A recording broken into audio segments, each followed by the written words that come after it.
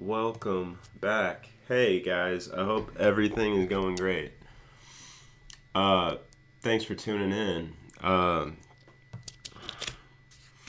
It's been a busy time for everybody, I'm sure of it. But today, I'd like to take a few moments since I did a video on the 10 things to do to have a great gig. I thought it would make sense to do a list of the opposite, what not to do to have a great gig. So these are some things that I'm not going to try and tell you guys I've never done these things. So, that's definitely I'm trying to make that clear that we're not perfect out here. But by making mistakes, we learn some lessons, and that's what I'm about to share with you guys. So let me know if you agree, if you disagree. I think a couple of these are pretty common sense. Maybe a couple of them aren't, but let's get started. Okay, what not to do on gigs. Now, I know some of you guys are my closest buds out there, and I love each and every one of y'all. This is absolutely not a criticism of anybody, so this is just, you gotta just take it or leave it. But number one, drinking on stage. Okay, what not to do, that is drink on the stage. Now, some of you guys are against drinking at all, like no beer, no nothing before the show, no nothing. Some of you guys are no nothing after the show, and that's awesome. And that's super cool. And sometimes I'm the same way, but a lot of you guys that play with me know that sometimes after the gig, I like to have a beer or whatever during set break, have a beer or something like that. But what you guys are never going to see me doing is drinking on the stage. Okay? It just, there's a look to it. It's kind of like, what are we doing here? It's kind of like, I don't know.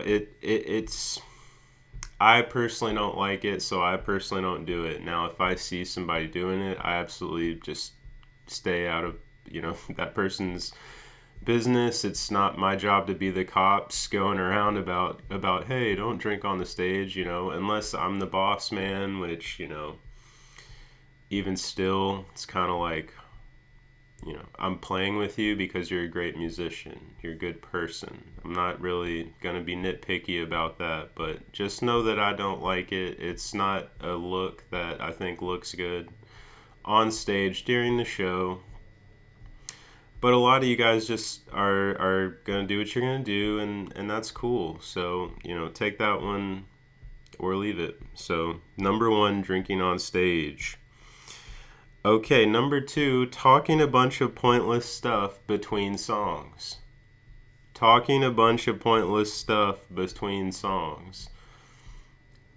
Some of you all are very funny, very quick witted, and that kind of talk that's funny and that seems to go in the flow of the show, and it doesn't take away focus from the songs that we're playing. That seems to work pretty well. But you guys know what I'm talking about. A bunch of stories. Well, back in da da da in I don't know. I went to so and so. I went to a place that inspired me to write a song, and I met a person, and it's like, okay, well, that's great. Now I can see that working, that kind of thing working sparingly, but when you start doing that kind of thing between every song, it's like, okay, can we get back to the music, please? It just disrupts the flow. And so use that in your own taste. Use your best judgment, but don't try not to talk a bunch of pointless stuff between songs. Okay? And that kind of does relate to number 3, which is what not to do on the gig. Make unfunny jokes. Make unfunny jokes, like in between songs. It never feels right in the audience, I'll tell you that. And some of you guys are trying to be funny and make a joke, and you're absolutely not meaning anything bad by that, and you're, not aware that sometimes you guys can almost insult the audience, and it's kind of like a weird thing. It makes it weird. No names or anything, but I was at a friend's show, and they did a string of tunes, and they were playing amazing, and everybody was feeling it.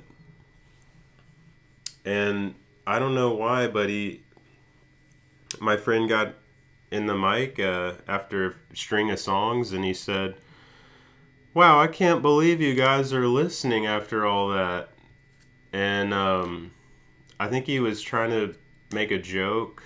He certainly was not trying to insult anybody, and I know him. He's not like that, and it just felt weird because everybody was kind of like, "What? Like, what else should we be doing right now? Like, we came here to listen to you. I mean, that's what we wanted to do. So just if you're gonna make jokes, just slide it in nice and natural and funny. And we don't need to be making a bunch of jokes that are not funny and disrupting the flow. So, number 3, making unfunny jokes on the gig. All right. Number 4 is vibing other players or the sound person. Vibing other players or the sound person. What do I mean by that? Vibing other players, that could be anything from, let's say you're on a jazz gig and you didn't, it's kind of a pickup gig or something. It's very common for people to come in not knowing the set list, and you play jazz standards or the great, like the classic songbook, the tunes that every jazz musician knows. And maybe there's somebody on that gig, like this could be me, this could be you, this could be anybody that just doesn't have as much experience like learning the vast like volume of these songs, and somebody's like, what, like I'll Remember April, and you're like, I don't know that one, and they're like, what, you don't know I'll Remember April? Like, what is wrong with you? Are you a jazz musician, or are you like some kind of joker around here? What's going on? That would be a vibe, right? Like a bad vibe. You're vibing the player. Or let's say you're going through the course of the show and you're playing song and after song and you're just like leaning over talking to your bandmate like, dude, you're not grooving, like you're not playing in the pocket, you're not doing this or that, you're sounding bad, you're not playing these songs right, what's wrong with you, are you drunk, or whatever it is. That would be what I'm talking about by vibing other players. If you're vibing the sound guy, that could look like, hey dude, why does the monitors mix just is crap today? It's like, just be cool and try not to vibe anybody. You should not be there. I think if you're vibing other players and the sound guy, you should probably withdraw from the scene for a little while and go to the shed and just sort of like do some introspection as to like why you're actually there in the first place. So we want to have good vibes only. And we know that the strongest leaders do not vibe people. They're like, oh, you don't know I'll Remember April? Well, I'll show you. It goes like this. Or how about Autumn in New York? That goes like this. Or whatever. So there's so many songs, not one person can know them all. And we're all at different levels of knowledge of those songs. So just find songs that everyone knows. Or teach people, but don't bring people down. That's not leadership. That is not strength. And we don't want that in the scene. So, number 4, don't vibe other players. All right. Okay, number 5 is what not to do on the gig is be late for your sound check. Okay. I don't think that one has any explanation. Y'all know what's up with that. Number 6, taking away focus from the music. Taking away focus from the music. That's pretty open for interpretation, but that could be a number of things.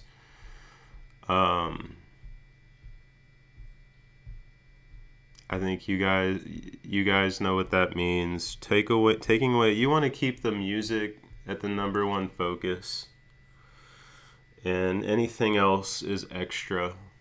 Okay. I don't need a bunch of like. If I play a solo during the course of the show, I don't need somebody to be like, okay, Rob Barnes, like, how about giving a hand to Rob? Like no, that's not why I came there.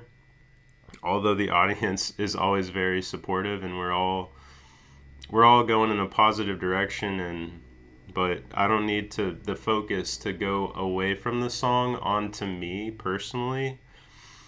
It doesn't really matter who's playing that song. It is the beauty of that music that is bringing us all together. So that's kind of what I'm talking about.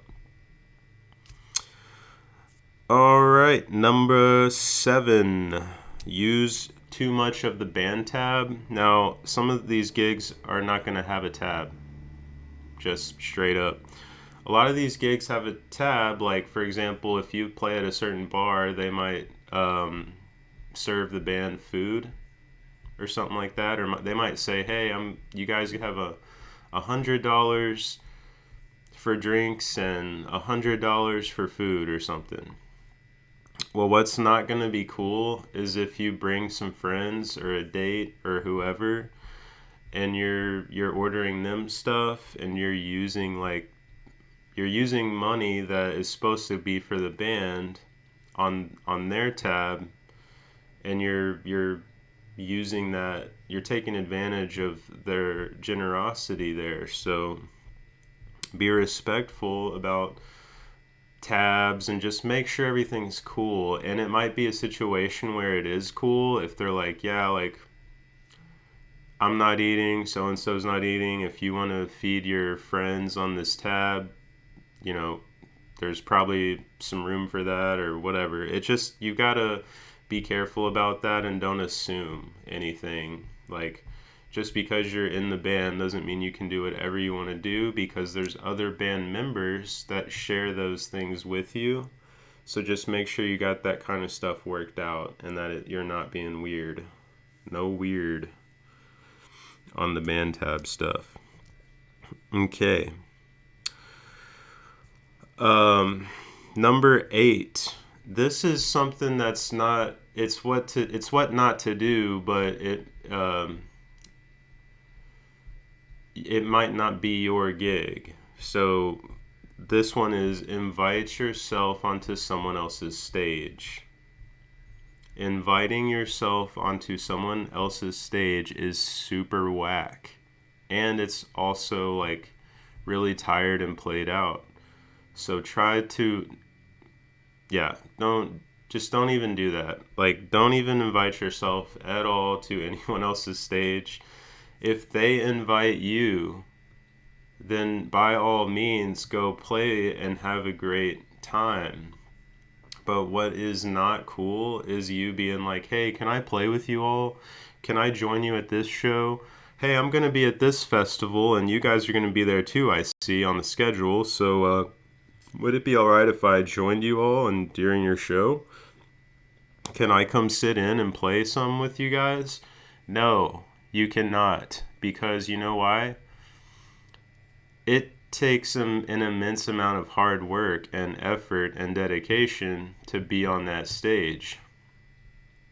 And it's like, it seems like you want a shortcut to the stage when we all took the long way, you know? So it's just rude. It's not very respectful. Avoid inviting yourself onto other people's shows and their stage, because you wouldn't want that to happen to you. And I'll tell you a story. I used to let people who were asking to come up on stage. I was playing a show with my friend Kirby, and everything was going like, we were like really zoned in. It was very magical. Everyone was like really into it, right? It really could not have been going any better. We were flowing and it was going somewhere. And then someone that I know said, and my bass was plugged in. I was playing guitar and I had my bass rig like plugged in because I was like switching instruments like during the show. And my friend said, hey, he was like right in the front there, and we knew that we were there and stuff. Like I saw him, but anyways, he goes some point during the show. He's like, hey, can I come play some bass? Now, back then, I was more, like, open-minded to, like, yes, like, you can come, like, sit in on my show. Because this is not a jam session. In a jam session, that's different, okay? So I'll address that in a second. But basically all the magic, I was trying to be nice, because that's just kind of part of music, is like passing on the torch, right? Showing the anybody, teaching, being generous with this gift, trying to think about it that way. So I said, yeah, you come on up and you could play that bass and we'll have a good time. And we didn't have a good time. We the sense of rhythm and time just fell apart there, because we had, he just wasn't ready for that type of stuff, and it was just bad. So I immediately regretted that decision, and fortunately the audience was extremely cool, and it really didn't bring anything down in the big picture, But that's just a story that goes to show you that it's not always wise, even though you guys are being really generous and like trying to be cool and be like, yeah, like this music's for everybody. You come on up and you join this band. That may not be a wise decision, because it may be sacrificing the quality of the music. So now, whenever you guys are at a jam session, that's what it's for. So that's totally a different situation. And even still, there's some etiquette that you need to adhere to. So just be careful about that. But number 8 was inviting yourself onto someone else's stage. Okay. Number 9, what not to do to have a great gig is check your phone on the stage. Checking your phone on the stage. Now, I'm against even checking it for time. I think to check time, you should wear a watch or have like some sort of other clock on the stage that you can see the time. There's something about the look of it that just takes away from the flow, I think. It's like, when you look at that phone and it's so obvious, it's like, I know that you guys are not meaning this, but it can come off as that you've got somewhere else to be that's better, or you've got something better to do. Even though that did not cross your mind, you just wanted to check the time. You might have just been making sure that you're abiding by the rules of, all right, we've got to end this show by this time, in this particular neighborhood or whatever. Yeah, I mean, checking the time real quick is one thing, but what you guys for sure, I think, full stop should not do is like be texting or checking checking something that's not the time or whatever. So, but even still, I think it just looks bad looking at the phone on the stage. So, that's my opinion. You guys may or may not agree with that one, but I avoid that at all costs. I don't even really have my phone on the stage. I'm focused on playing those chord changes, playing with a good feel, and listening to what everybody else is doing. So,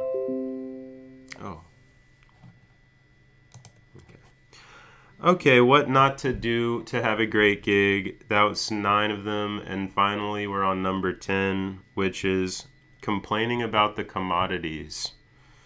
Okay, complaining about, well, there's no beer, this is ridiculous, or there's no pizza, this is ridiculous, or whatever it is. The stage is too small, the place is too, I don't know, whatever. It could, if you guys wanted your situation to be a certain way, you needed to get a writer, okay, and like do a contract that says all that stuff. If you didn't do a writer, then be respectful and don't be like complaining about stuff. Like, you kind of get what you get and that's it. And like I said, you should be grateful that you can play music at all. So just try to have a good attitude about that, and if you don't like the situation, it's incumbent upon you to create a writer or renegotiate, or figure these conditions out beforehand. But when you get there, it's kind of like, all right, like, you should be focused on delivering great music to beautiful people. So anyways, I'm sure there's more to these lists and stuff, so if you guys have anything that to add, or maybe you disagree with any of this stuff, that's 10 things not to do on the gig, okay? So that's about all I got for you. And I appreciate your all's time tuning in, and I hope this was beneficial. And you'll have to excuse me for now because I got a meeting. But anyways, I'll be back with more thoughts. I appreciate you all, and have a wonderful day, and be kind to one another. And I know you always keep that one up. So we got to make this world better, which you guys know, you guys are fully aware. So I appreciate everybody, and I'll talk to you later. Bye-bye.